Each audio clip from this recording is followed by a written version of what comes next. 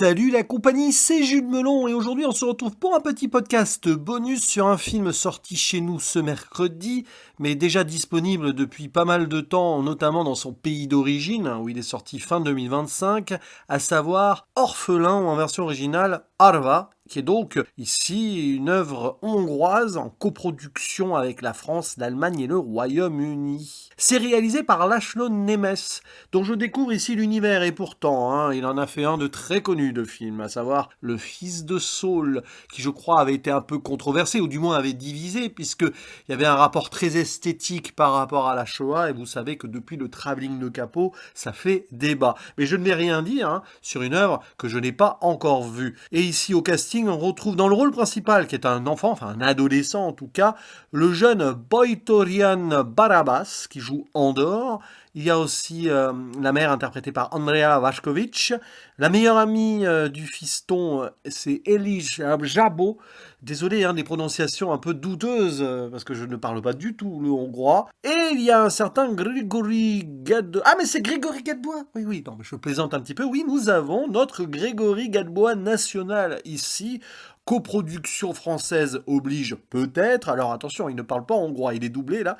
Et d'ailleurs, dans cette idée-là, nous avons quand même à la musique le duo des frères Galperin, qui ont fait pas mal de choses aussi dans pas mal de films français, mais ils sont français, mais d'origine russo-ukrainienne. Et à la co-scénarisation, Clara Royer, qui est une universitaire spécialiste en littérature hongroise et slave, et qui avait déjà co-scénarisé deux des précédents films de László Nemes, qui ici poursuit son idée, c'est-à-dire triturer l'histoire, regarder en arrière donc ce que son pays a vécu. Le Fils de Saul, c'était donc la Shoah. Il y a eu aussi une autre œuvre qui parlait plutôt de la Belle Époque. Et là, c'est après la guerre, donc on se retrouve pour, on va dire, l'histoire principale en 1957, juste après la répression de l'insurrection de 1956 contre le régime communiste en place. Et on va suivre donc un jeune adolescent juif qui découvre en fait qu'il n'est pas le fils du père qu'il avait fantasmé, d'un père disparu, malheureusement jamais revenu des camps. On ne sait pas s'il est mort, mais il y a quand même malheureusement une très forte probabilité. Sa mère lui avait dit donc que ce Hirsch était son papa, parce que c'était son compagnon à la maman, qui pendant la guerre donc était caché par un monsieur qui a été payé pour ça, un boucher qui revient là sur sa moto et qui s'avère donc être le fils biologique d'un Andor qui refuse cette terrible réalité parce que le gars, on le voit très brut de décoffrage, très violent, très égoïste sur pas mal de choses et pas très sympathique non plus. En moment d'ailleurs, en tant que boucher, il ramène du porc, donc vous voyez un peu une allégorie terrible ici. Bon, on va pas rentrer dans les détails pour l'instant, je ne ferai pas de zone spoiler, je pense, sur un film qui est assez grave, émouvant, très historique, et trop didactique, trop sage pour moi. Alors c'est intéressant parce que peut-être que pas mal de gens lui avaient fait le reproche sur Le Fils de Saul de trop en mettre plein la vue. Je crois que c'est une sorte de plan séquence, mais d'ailleurs grosso modo, si j'ai compris l'histoire du Fils de Saul, là c'est une sorte de renversement dans ce film donc fort célèbre. C'était plutôt un père qui avait un rapport avec un enfant, il faisait de lui son fils, il y avait quelque chose comme ça. Là c'est un fils qui essaye de revenir vers le père, enfin de transfigurer cette mémoire qu'il n'a pas, cette idée que son papa n'est jamais revenu, mais qui est pour lui évidemment un héros, et de devoir transférer ceci sur un gars détestable, qu'il qualifie lui-même de monstre, qui s'avère être vraiment son père. Mais vous savez, on ne choisit pas sa famille, comme dirait l'autre, et les liens du sang sont parfois moins forts que les liens du cœur. Mais là, c'est les liens vraiment de l'esprit, de la spiritualité, et ça va être terrible pour le jeune Andor, dont on voit le film de son point de vue. Alors, pratiquement. Le long métrage s'ouvre sur lui enfant, dans sa cachette, la caméra est là, on le voit sortir, il a la chance d'avoir sa mère qui a survécu, mais c'est compliqué et il va avoir la possibilité peut-être de vivre autrement. Sauf que, arrivé à l'adolescence, c'est pas joyeux. Budapest est totalement en ruine, on voit souvent la ville un petit peu reconstituée, là pour le cinéma, ça fait très cinéma, mais quand même, on voit que c'est pas facile.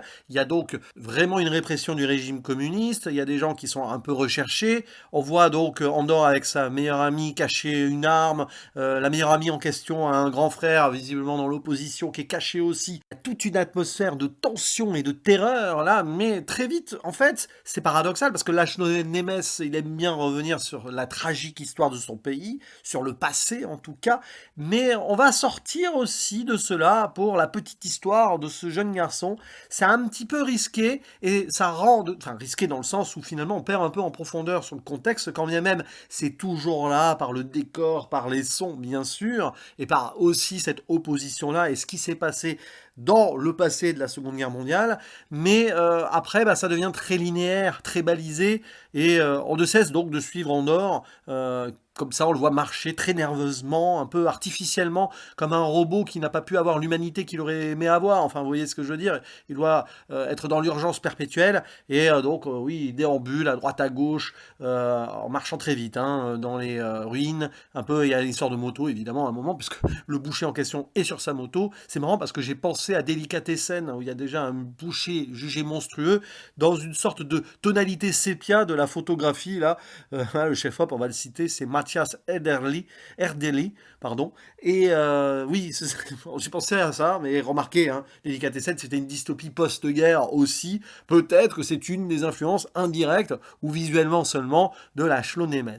Mais voilà, après, le problème, c'est qu'il y a des moments où, sans faire de mauvais jeu de mots, avec les situations complexes d'Andorre, on s'endort un petit peu, le film s'endort en fait sur ses lauriers, et n'arrive pas à gérer une profondeur autre que cette relation compliquée qu'il a donc avec ce père disparu, à qui il parle, hein, des souvenirs de photos, des souvenirs comme ça, comme des reliques, hein, comme si c'était son dieu, si vous voulez, et la relation très compliquée, confuse avec ce père biologique. Il va y avoir quand même une tentative de rapprochement, mais à l'image du film et de son déroulement, ça fait très artificiel et forcé sur pas mal de points. Je suis pas convaincu, par exemple, par la performance de Grégory Gadebois, même si j'adore cet acteur habituellement. Je ne sais pas, il y a quelque chose qui colle pas. C'est bizarre de le retrouver dans ce contexte, peut-être. Et le petit, là, il y a des moments d'émotion et tout, mais il est dirigé vraiment de façon très lisse et très dans cette idée.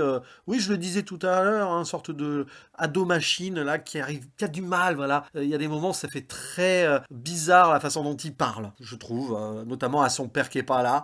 Je sais pas, il y a un truc qui marche pas, qui matche pas tout le temps, et même si c'est un film très soigné, qui est très important historiquement parlant, c'est un petit peu un devoir de mémoire, Lachlan Nemes se complaît, on va dire, dans une sorte de boucle passée, et on sent d'ailleurs que ce film est une sorte d'allégorie de cet immobilisme-là, et ça a du mal à bouger. Mais bon, hein, c'est pas un réalisateur qui parle de son présent, et pourtant la Hongrie va pas très bien avec on va dire un gars d'extrême droite au pouvoir, hein, autant dire les choses, Viktor Orban, et apparemment Lachlan Nemes n'a jamais voulu s'exprimer contre le régime actuel, même que Orban aime beaucoup ses films. Il y a un petit malaise quand même, je suis tombé sur un article qui en parle, hein, voilà, je dois être honnête, hein, et ça se sent dans le film que c'est vraiment voilà, une sorte de statu quo comme ça, où finalement on va s'intéresser plus rapport père-fils, rapport famille, et c'est compliqué, mais je trouve que ça manque quand même de profondeur, si ce n'est, bon, visiblement, plus ici, même pas en fait, un brûlot anticommuniste de l'époque, évidemment, le régime stalinien était vraiment, vraiment pas tendre, et pour les Hongrois, je crois pas mieux, du coup, à l'époque, mais ça serait intéressant quand même qu'un jour ce réalisateur s'ouvre et ose parler de ce qui se passe dans son pays, là, depuis quelques années, quand même, voilà, je dis ça comme ça, peut-être que le gars, il a pas envie de se mouiller, il a pas envie de perdre ses subventions, il a pas envie de risquer sa carrière, à moins que, non, mais allez, je vais pas faire de polémique ici, mais je voulais en parler, parce que ça m'a titillé quelque part. Pour revenir au film, donc pas grand chose en fait au final, arrivé au bout, tu t'es pas trop surpris de comment ça évolue, il y a quand même cette idée voilà, de dureté, c'est pour ça que je n'ai pas envie d'être trop sévère avec le jeune acteur Boytorian Barabas, parce qu'à certains moments il arrive vraiment à toucher, il a une bonne bouille en plus, hein, il a la tête du gars qui va avoir une belle carrière d'acteur s'il continue comme ça, c'est probablement plus sur la direction hein, que c'est à revoir, parce que Gadebois pareil, ouais. Mais je ne sais pas, il y a quelque chose qui manque dans ce film, il y a peut-être peut-être un peu plus d'humanité à aller creuser. Alors, il y a des personnages secondaires qui sont peut-être plus intéressants, paradoxalement, notamment le gars mutique, là, qui semble traumatisé et qui va peut-être revenir derrière autrement. Il y a cette idée finale de la boucle, hein, clairement. Le film joue cette boucle-là et ça finit sur une boucle, hein, une grande roue. J'en dis pas plus, mais la façon dont elle se trouble